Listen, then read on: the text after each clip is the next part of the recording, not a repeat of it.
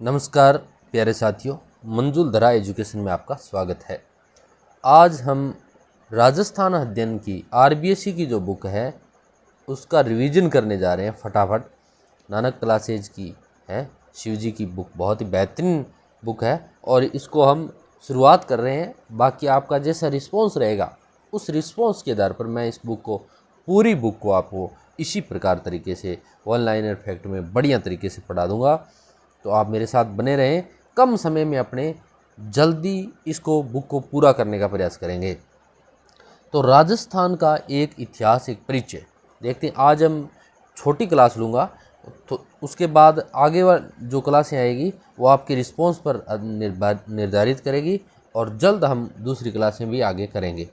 तो पहली लाइन देखो, सन 1800 में सर्वप्रथम राजस्थान के लिए राजपूताना शब्द का प्रयोग किसने किया? तो जॉर्ज थॉमस ने किया। किसने किया? जॉर्ज थॉमस ने किया। ये हमें मालूम होना चाहिए। कर्नल जेम्स टोड ने अपनी पुस्तक annuls and antiquities of Rajasthan में राजस्थान या राजस्थान नाम किस वर्ष कर दिया? तो 1829 ईस्वी में।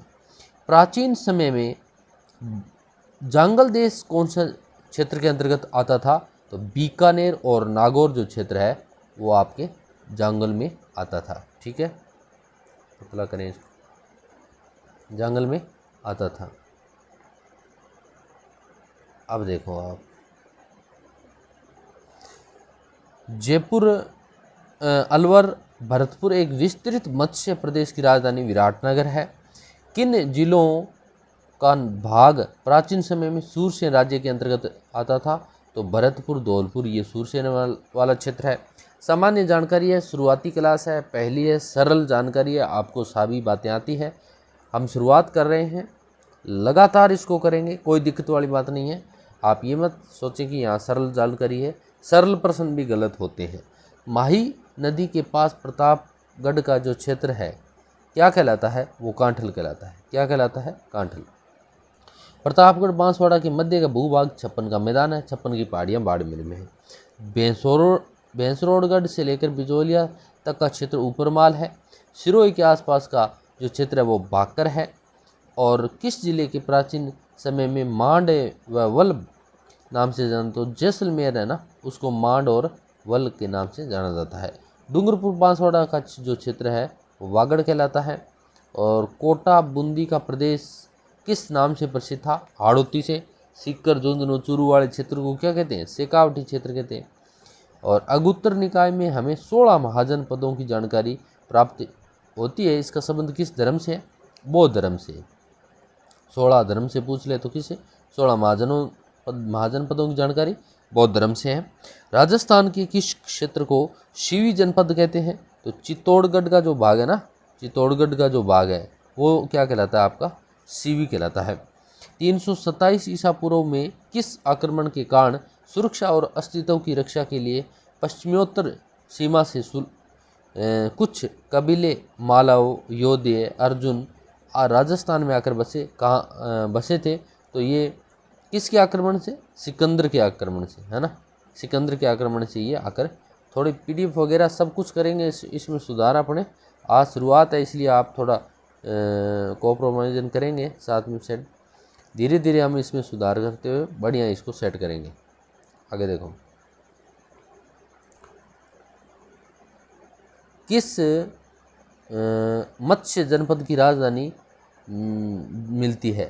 तो मत्स्य जनपद की राजधानी मिलती है महाभारत में, कौशिक की उपनिषद में, ऋग्वेद में और शतपथ ब्राह्मण में। ठीक है, अब कुछ मत्स्य जनपद हैं, इनके बारे में अपनी जानकारी लेते हैं।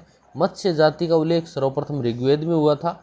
इसकी प्राचीनता का प्रतीक है ऋग्वेद। शतपथ ब्राह्मण और कौशिक की उपनिषद में भी मत्स्य जनपद का उल्लेख मिलता है।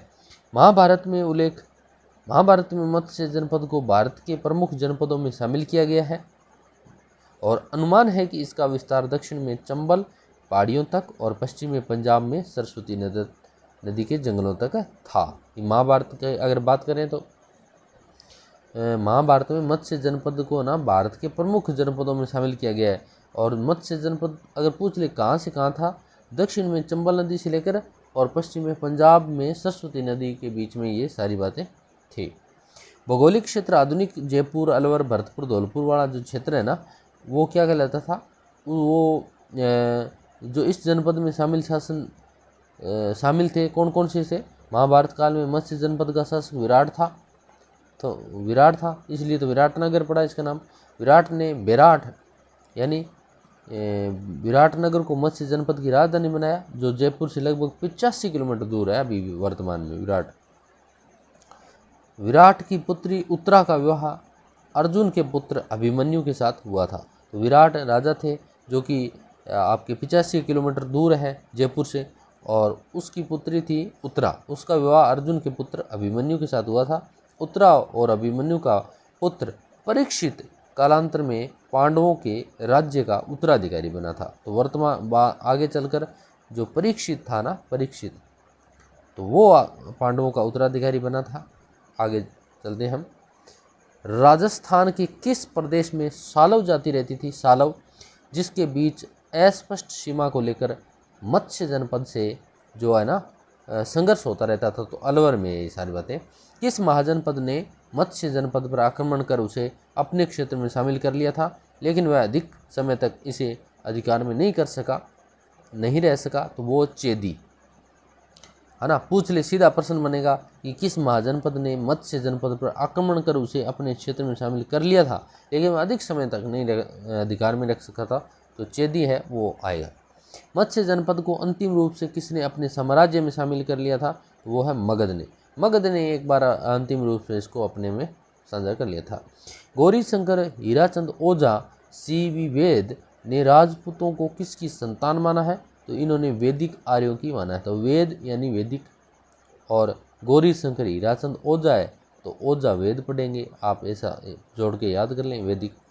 पृथ्वीराज रासो ग्रंथ के लेखक चंद्रवरदाई के अनुसार अग्निकुंड से किसी जाति की उत्पत्ति मानी गई है? तो वो है 2 च हैं 2 पै हैं, ठीक है, 2 च और 2 पै। चालुक्य, चौहान, प्रतिहार, परमार, याद रहेंगे, ठीक है। आगे बढ़ते हैं, नेक्स्ट पेज देखो। किस इतिहासकार ने गोहिल राजपूतों की उत्पत्ति नागर ब्राह्मण से बताई है? तो नागर ब्राह्मण से कौन बता रहा है? वो बता रहा है भंडारकर, D.R. भंडारकर बता रहा है ना। भंडार करना, ब्राह्मण क्या करते हैं? भंडारा को लगाएंगे, किन को लिए? ब्राह्मणों के लिए। इस प्रकार से याद रखना, ठीक है। तो अब चलते हैं, किस इतिहासकार ने बिजोलिया शिलालेख में वासुदेव चौहान के उत्तराधिकारी सामंत को वत्स गोत्र के ब्राह्मण बताया है? दशरथ शर्मा ने, शर्मा आ गए हैं, ब्राह्मण बताया है दशरथ शर्मा ने। किस इतिहासकार ने बिजोलिया शिलालेख में राजपूतों के ब्राह्मण वंशी होने के साक्ष्य माना है ना? ब्राह्मण वंशी होने के साक्ष्य माना है D.R. भंडारकर, D.R. भंडारकर। किस इतिहासकार ने बिजोलिया शिलालेख में राजपूतों के ब्राह्मण वंशी होने के साक्ष्य माना है? Doctor D.R. भंडारकर, ठीक है। तो ये कुछ जानकारी थी। हालांकि क्लास छोटी है, आज पहली क्लास है, शुरुआत है। रिस्पॉन्स पर आगे की क्लास और बेहतर तरीके से क्लियरिटी के साथ अपने लेके आएंगे। तो तब तक के लिए मिलेंगे हम नेक्स्ट वीडियो के साथ। तब तक के लिए जय हिंद, जय भारत।